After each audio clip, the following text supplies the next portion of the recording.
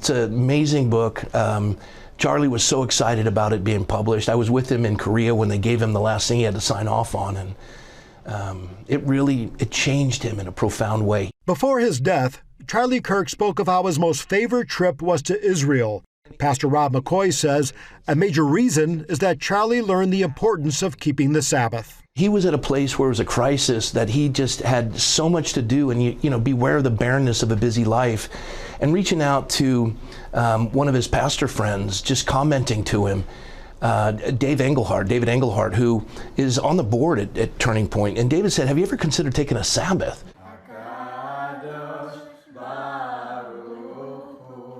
The Sabbath, or as they call it here in Israel, Shabbat. Shabbat is the kingdom of heaven's deepest secret, but that's been hidden in plain sight. It's right there from Genesis 1. Keeping the Sabbath holy is also the fourth commandment.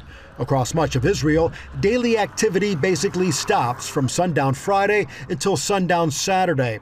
In many Jewish homes, like the Ben Davids here in Galilee, Sabbath dinner is prepared, candles are lit, and the bread and wine is blessed. You approach it with great holiness and great reverence, and you acknowledge that God is our provider. And Charlie started to research that and go into it, and he started to realize that keeping the other commandments is imperative, that you keep the commandment to honor the Sabbath.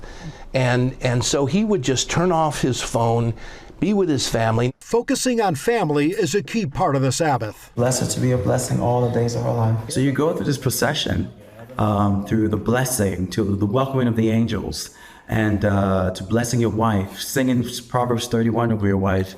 It's a time to honor her. It's a beautiful thing. Then we get to bless the children. When the sun sets in Israel on Friday, the feast begins.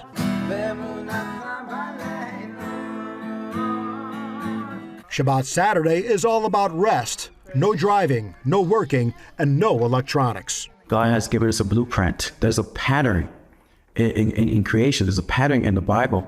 And if we follow it, we will enter that rest. That's why Hebrews 4:12 says there still remains a rest for the people of God. But according to Kirk's pastor, Charlie was getting very little rest, traveling, hosting multiple programs, answering hundreds of emails nonstop on little rest. That's why McCoy says when the Kirks started observing the Sabbath like they do here in Israel, all that changed. If you are feeling overrun by society, you might be feeling depressed or anxious, here's just one way that you might be able to improve. Turn your phone off for one day. No contact, no social media, no work. Your mental health will improve dramatically. And he saw Sabbath for the man, not man for the Sabbath. So it wasn't legalistic for him, but it was this idea of stopping and resting, being with God, focusing on the Lord and focusing towards your family, slowing down for a day and not letting the barrenness of a busy life overwhelm you, because he saw that it was just detrimental to his health and to the health of his family and his relationship with the Lord. And he says, whoever honors me, I will honor. And Shabbat is honoring him. So he got it, and that inspired him, especially when he saw the work that Dennis Prager was doing.